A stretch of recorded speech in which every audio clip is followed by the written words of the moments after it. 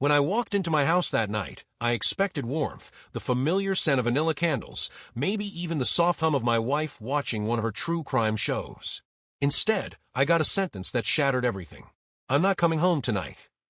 At first, I thought she meant she was staying at her sister's. Or maybe a late-night work event.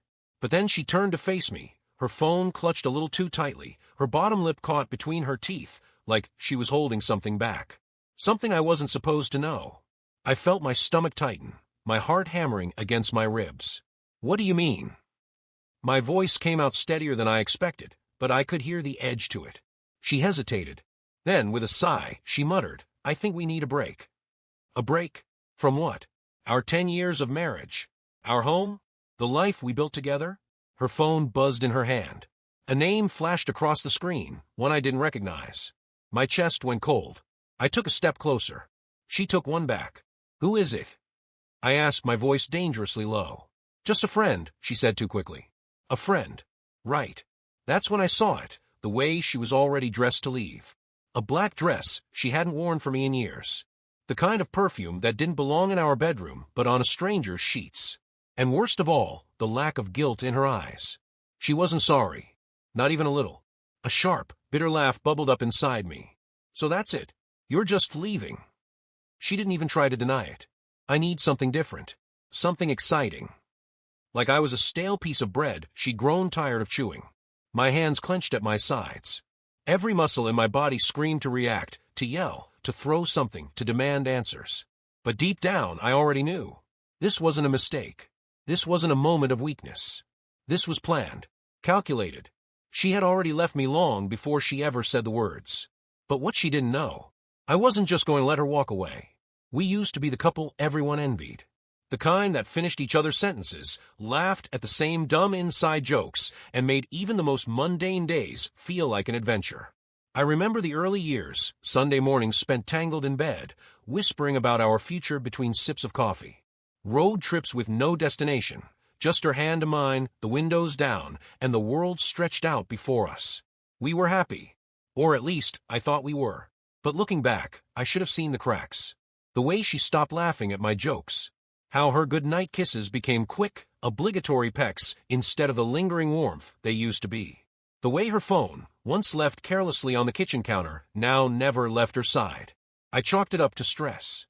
Work had been overwhelming for her. Maybe she just needed space. Maybe I just needed to try harder. Then came the night everything changed. It was a Thursday. I remember because she had always hated Thursdays, too far from a weekend, too close to Monday, she used to say. But that night, she came home in a dress I hadn't seen in years, her makeup done just a little too perfectly. "Going somewhere?" I asked, forcing a smile. "Just drinks with some co-workers," she said, slipping past me. I should have let it go. I should have believed her. But something in the way she avoided my eyes, the way her voice held just a little too much casual indifference, made my gut tighten. So, I did something I'd never done before. I checked her phone. The passcode was new. That was red flag number 1. Red flag number 2? The way she snatched it off the counter a moment she saw me looking. "What are you doing?" she asked, her tone sharp, defensive. "Just wanted to check the time." I lied, watching her reaction closely. Her shoulders tensed. She swallowed hard. And for the first time in our marriage, I saw it, the unmistakable flicker of guilt in her eyes. That was the moment I knew. I didn't have proof. Not yet. But I didn't need it. That night, I barely slept. I stared at the ceiling, my mind racing with possibilities, with worst-case scenarios. Maybe I was overthinking. Maybe I was being paranoid. But deep down, I already knew the truth. And the next day, I was going to find out everything. I didn't sleep that night. How could I? The woman I had built my life around, the one I trusted more than anyone, was lying to my face. My gut twisted with anger, betrayal, and something else, something colder. I wasn't just going to sit back and let her make me the fool. So while she slept soundly beside me, her phone tucked tightly under her pillow, I got to work. At 3 a.m., I slipped out of bed, moving carefully, quietly. Years of marriage had taught me all the little noises she reacted to, how the bed creaked when I rolled a certain way, how the floorboards betrayed heavy steps. But she didn't stir. I started with her laptop. She had always been bad with passwords, reusing variations of the same ones, our anniversary, her childhood pet's name, simple things. It took me less than 5 tries to crack it. And that's when the real pain began. There were emails. Hundreds of them. At first, they seemed normal, work updates, receipts from online shopping, junk mail. But then, I found the ones that mattered. Hidden in a folder named Personal, disguised among old correspondence, were messages that turned my stomach. Him. I didn't recognize the name, but I knew exactly who he was. Last night was amazing. I can't wait to see you again. I hate sneaking around, but it makes it so much more exciting, doesn't it? Does he suspect anything? There were pictures, too. Some of her, taken in places I didn't recognize. Hotel rooms, dimly lit bars, the passenger seat of someone else's car. And worst of all, the timestamps. This had been going on for months. The rage that burned in my chest was unlike anything I had ever felt. But I didn't lash out. I didn't wake her up and demand answers. No, that would have been too easy. She wanted excitement. She wanted to sneak around. Fine. Let's play. The next morning, she kissed me goodbye like nothing was wrong. I smiled, told her to have a great day, and watched as she walked out the door. The moment she was gone, I put the next phase of my plan into action. Step 1. GPS tracker. I had an old one from a hiking trip years ago, tiny, discreet. I slid it under the dashboard of her car. It would update me with her exact location every 5 minutes. Step 2. Hidden cameras. I ordered a few small, motion-activated cameras online and had them delivered to my office. By the end of the week, our home would be fully monitored. Step 3. Private investigator. I didn't just want proof. I wanted airtight, undeniable evidence. I hired a PI, an older guy named Ron who had a reputation for being discreet and ruthless. Follow her. Get pictures, videos, everything, I told him. He just nodded. Give me a week. Over the next few days, I gathered every piece of information I could. She lied effortlessly. Said she was working late when she was parked outside a cheap motel. Said she was grabbing drinks with coworkers while her GPS tracker pinged at a fancy downtown restaurant. 2 seats at the table, not one. She had perfected the art of deception. But she had underestimated me. Because now I was the one in control. I spent the next week gathering every scrap of evidence I needed. Every lie, every excuse, every stolen moment she thought I wouldn't notice. I had it all documented, time-stamped, and neatly compiled into a folder labeled for when she begs. She had no idea what was coming. By the time I was done, I didn't just know who he was. I knew everything about him. His name was Jason, 34, recently divorced, a sales rep for some overpriced fitness supplement company, a self-proclaimed alpha male who posted cringeworthy gym selfies with captions like hustle, grind, dominate. Oh, and the best part, he had no clue she was married. That little detail made things so much more interesting. The setup. That Saturday, my wife thought she was going on a romantic weekend getaway. She had spent the entire morning packing new lingerie, a silk dress she hadn't worn for me in years, even her expensive perfume, the one she only used for special occasions. I played my role perfectly. Sat at the kitchen table, sipping my coffee, pretending to be blissfully unaware. She kissed my cheek before she left. "I'll be home late," she said, smiling sweetly. "Don't wait up." I smiled back. "Oh, trust me, I won't." Because while she was heading to a romantic surprise with her lover, I had already prepared a surprise of my own. The execution. Step 1 was letting Jason in on the secret. That morning, I sent him a message from a fake number. "Hey man, just thought you should know. Your girl has a husband. Crazy, right?" I attached a picture of our wedding day. A happy, glowing bride. A blissfully unaware groom. Then, just to twist the knife, I followed up with, "She told me she needed something exciting." Guess that meant 2 men at once. I wish I could have seen his face when he read that. But I got the next best thing, his immediate response. "WTF? Call me." "Oh, buddy, not yet. First, I needed to get him exactly where I wanted him." Step 2 was getting the perfect audience. While my wife and Jason were on their way to their fancy hotel, I sent out a little group invitation to her parents, her friends, and a few co-workers I knew she respected. "Hey everyone, wife's name is about to have the surprise of her life. Come join us at hotel name, room 314 at 8 p.m. Trust me, you don't want to miss this." I made sure to sign it, "With love, her devoted husband." Step 3? The grand finale. I arrived at the hotel before she did, slipped a few crisp bills to the front desk clerk, and got my hands on a spare key to room 314. Then I set the stage. I spread out every piece of evidence I had, printed emails, screenshots of their texts, GPS logs, even a framed photo of our wedding right on the hotel bed.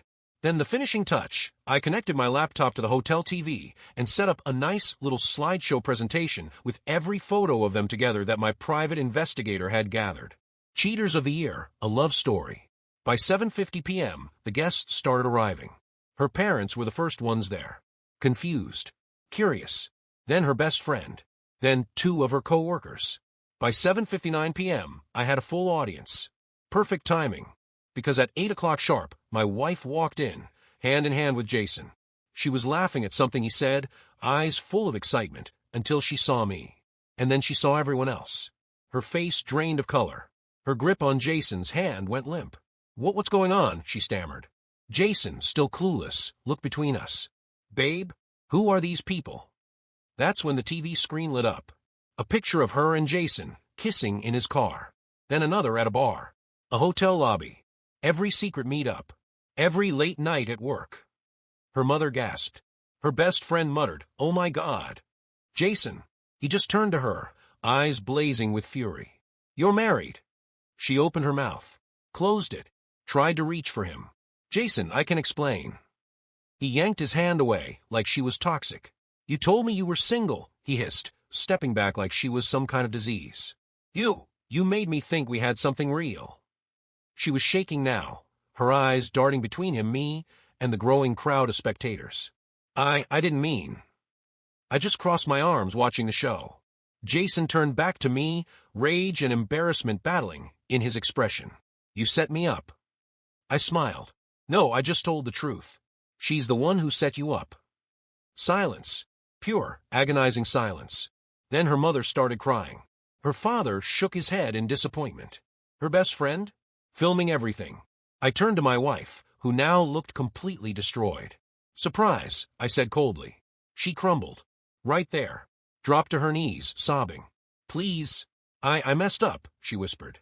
"I didn't want to lose you. I just wanted something different." I crouched down, meeting her tear-filled gaze. "You wanted something different," I said softly. Then I leaned in closer, voice dripping with mock sympathy. "Well, now you have it." I stood up, walked to the door, paused. "Oh, by the way, I pulled something out of my pocket, a small velvet box. Our wedding ring." I tossed it onto the ground in front of her. She reached for it, her hands trembling. Crunch. I stepped on it, ground it into the floor with my heel. Then, without another word, I walked out. And I didn't look back. I walked out of that hotel room feeling lighter than I had in years. Behind me, I could still hear the chaos unfolding. Her parents' disappointed voices, her best friend gasping, Jason swearing under his breath as he realized he had been played just as much as I had. And then there was her, my wife, crumbling under the weight of her own choices. I didn't need to stick around to watch her fall apart. I had done what I came to do. The aftermath begins. By the time I got home, it was past midnight. I poured myself a drink, sat on the couch, and stared at the ring in my hand, not the one I had crushed, but a second one I had bought years ago. A surprise renewal ring, one I had planned to give her for our anniversary. I laughed. Not because it was funny, but because it was pathetic. I had been planning a future with someone who had already checked out of our marriage months ago. I didn't sleep that night. But for the first time in a long time, it wasn't because of her. The begging begins. The next morning, I woke up to my phone buzzing. Dozens of missed calls. All from her. I ignored them. Then came the texts. "Please, I need to explain. You weren't supposed to find out like this. I swear I still love you. We can fix this." Fix what exactly? The fact that she had been lying to my face for months? That she had been sleeping with another man and only cared about losing me once she got caught? No, she didn't love me. She loved the life I had built for her. She just didn't realize how much she needed it, until now. The confrontation. By noon, she showed up at the house. I heard her before I saw her, banging on the door, sobbing. I waited a full minute before I opened it. I wanted her to sit with her own desperation for a little longer. When I finally pulled the door open, she looked wrecked. Eyes puffy, makeup smeared, hair a mess. A stark contrast to the woman who had left yesterday dressed to impress another man. She stepped forward like she was about to hug me. I took a step back. "Don't," I said. She flinched. "Please," she whispered. Just talk to me." I leaned against the doorframe, arms crossed. "Oh, now you want to talk." Tears spilled down her cheeks. "I messed up," she choked out. God, I don't know what I was thinking." "You weren't," I said coldly. "That's the problem." She shook her head furiously. "It wasn't real, okay? He didn't mean anything. It was just a mistake." I laughed. "A mistake?" I reached into my pocket, pulled out my phone, and started scrolling. Let's see, was it a mistake when you told him you couldn't wait to finally feel alive again? I turned the screen to face her, one of the many texts I had saved. She let out a small, broken gasp. I didn't mean that." I scrolled again. "Or how about this one? My husband doesn't excite me anymore." Her hands shot up to her mouth. I swear I didn't. Didn't mean it." I cut in sharply. "That's the best you've got." Her face crumbled. She knew there was no coming back from this. I took a deep breath, exhaled slowly. Then I turned, walked inside, and came back with a single bag. Inside, every single one of her belongings I had packed last night. She stared at it, her bottom lip trembling. What is this?" I held it out. "It's everything you came into this marriage with. Clothes, makeup, your old laptop. Nothing else." Her breath hitched. No, please." I let out a humorless chuckle. "You didn't want me, remember? You wanted something different. Well, here's different." She shook her head violently, grabbing my arm. "Please, I love you. I don't want to lose you." I pried her fingers off me. "You already did." Then I reached into my pocket, pulled out the wedding ring I had crushed at the hotel, and dropped it at her feet. She stared at it like it was a bomb. Her knees buckled. She collapsed onto the porch, sobbing uncontrollably. I watched for a moment. Not because I cared, but because I wanted her to remember this. I wanted her to remember exactly what she threw away. Then, without another word, I stepped back inside and shut the door in her face. Moving on. 2 months later, the divorce was finalized. She got nothing. No house. No money. No sympathy. Jason, he ghosted her. Blocked her number, quit his job, and moved to another city. Guess he wasn't interested in her once she came with baggage. As for me, I was thriving. Turns out, when you drop dead weight, life gets a whole lot lighter. One night, as I sat on my new couch, sipping a well-earned glass of whiskey, my phone buzzed. Her name flashed across the screen. I stared at it for a moment. Then slowly I smiled, and I deleted her number. For good. Freedom never tasted so sweet. In the months following the divorce, I learned something incredible about myself. I had spent years believing that my worth was tied to my marriage. That being a good husband, a loyal man, and a provider meant something. But now I realized I had spent all that time investing in the wrong person. She hadn't broken me. She had set me free. The ghost of a woman I used to love. Every so often, I would hear rumors about her. How she was bouncing between short-term jobs. How she had moved into a tiny apartment after her parents refused to help her financially. How Jason, her so-called soulmate, had completely disappeared on her after finding out she wasn't the prize she pretended to be. I wasn't surprised. People like her, they never changed. They never grew. They just kept searching for another fool to fall for their games. But she had run out of fools. One night, I was out at a bar with some friends when my phone buzzed with a notification. One unread message. Her name glowed on the screen. For a moment, I debated opening it. Maybe for the entertainment. Maybe for the closure. In the end, curiosity won. I tapped the message. "Hey, I know I'm the last person you want to hear from, but I just wanted to say I'm sorry. For everything. I miss you. I miss us. I don't know if you'll ever forgive me, but I just needed you to know that I never stopped loving you. If there's even the smallest chance that we could talk, please.